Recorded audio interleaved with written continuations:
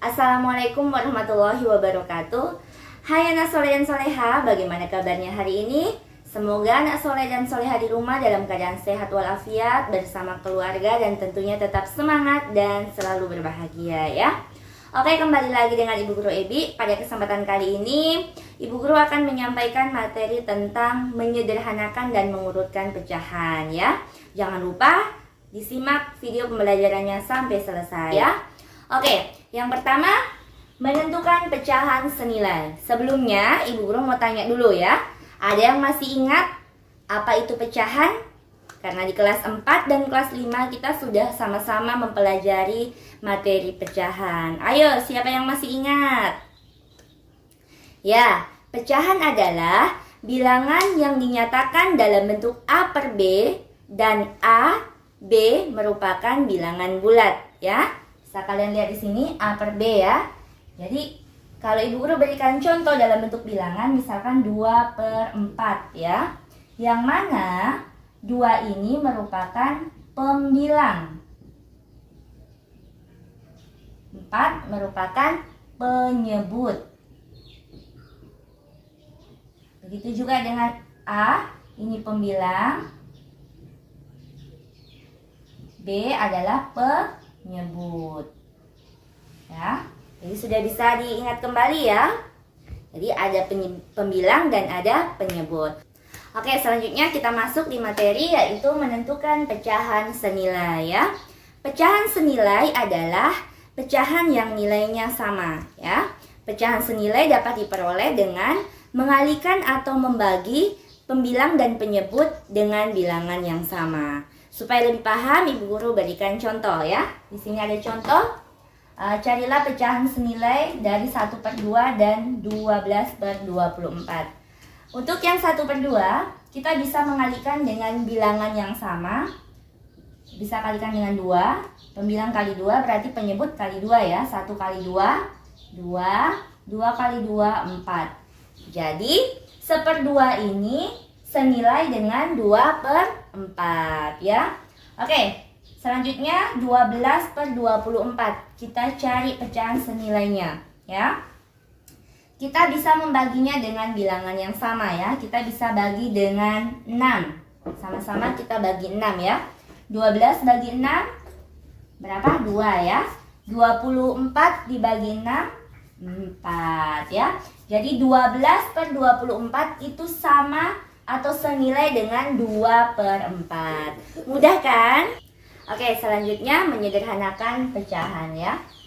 Menyederhanakan pecahan ini diperoleh dengan 2 cara. Yang pertama, membagi pembilang dan penyebut dengan bilangan yang sama selain 1 ya. Jadi membagi membagi pembilang dan penyebut ini bisa kita lakukan secara berulang sehingga hasilnya tidak bisa kita bagi lagi ya.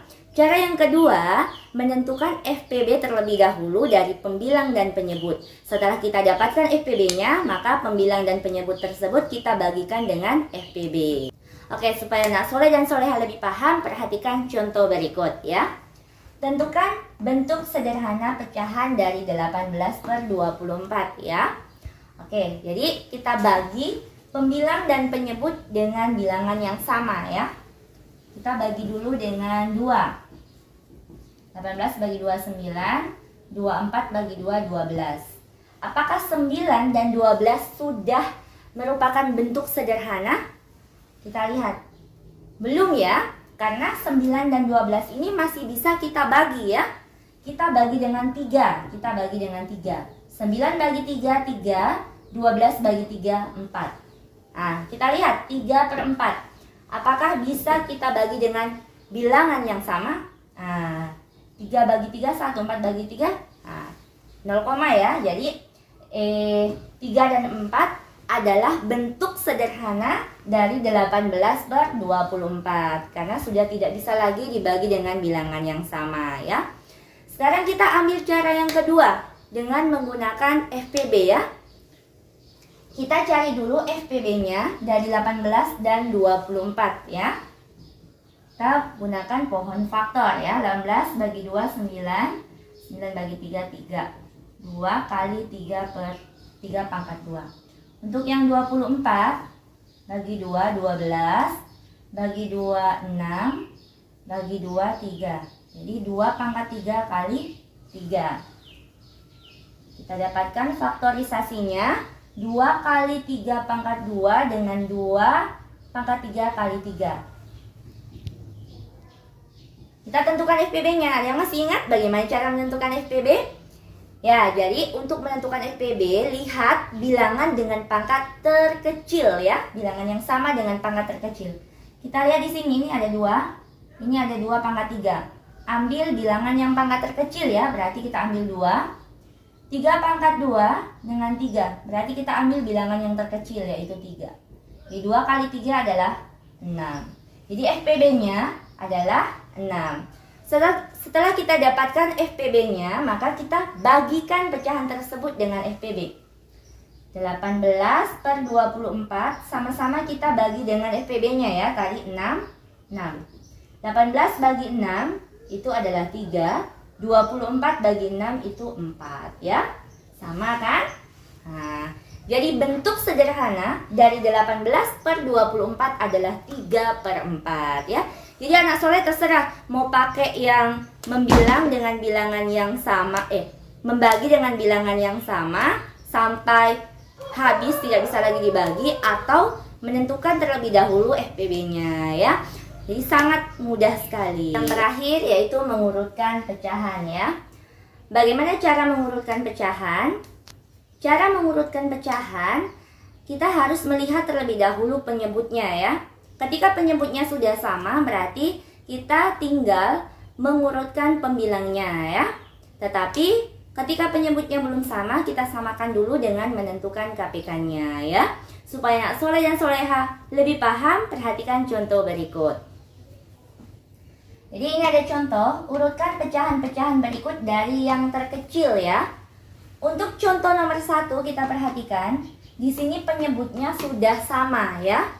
Berarti kita tinggal mengurutkan pembilangnya ya. Kita urutkan dari yang terkecil ya. Berarti ini dulu, 5 per 9, setelah itu ini 6 per 9, setelah itu ini 7 per 9, dan yang terakhir 8 per 9. Mudah kan? Oke, kita lihat lagi contoh yang kedua. Yang kedua di sini penyebutnya belum sama ya. 2, 5, 8, dan 10. Berarti kita samakan dulu penyebutnya dengan mencari KPK-nya terlebih dahulu ya.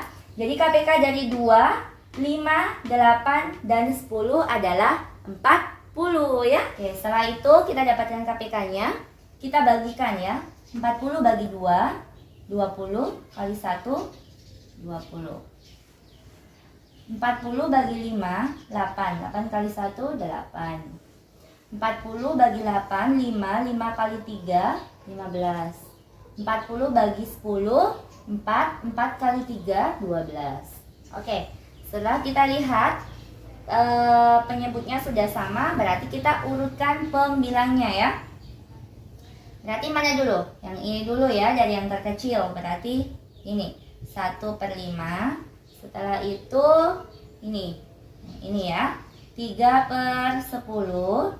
Setelah itu nih 3 per 8. Dan yang terakhir nih 1 per 2 ya. Jadi seperti itu ya nak. Ketika mengurutkan pecahan penyebutnya belum sama, anak soleh dan soleh harus menentukan dulu KPK-nya. Setelah itu dibagi, kemudian dikali, dan hasilnya nanti kita urutkan ya. Mudah sekali ya. Jadi Bu Guru harapkan anak soleh dan soleha di rumah bisa melatih dengan latihan-latihan soal terkait menyederhanakan pecahan dan mengurutkan pecahan, supaya anak soleh dan soleha nantinya ketika ketemu dengan soal-soal yang Ibu Guru berikan sudah lancar dan paham. Oke, itulah tadi materi yang Ibu Guru dapat sampaikan pada kesempatan hari ini. Ibu Guru harapkan anak soleh dan soleha di rumah tetap semangat dan tentunya happy dan bahagia bersama keluarga ya. Sekali lagi Ibu Guru harapkan anak soleh dan soleha di rumah selalu menjaga sholatnya dan mentaati nasihat dari ayah dan bunda ya. Salam sayang dari Bu Guru Ebi dan salam sehat. Wassalamualaikum warahmatullahi wabarakatuh. Bye-bye.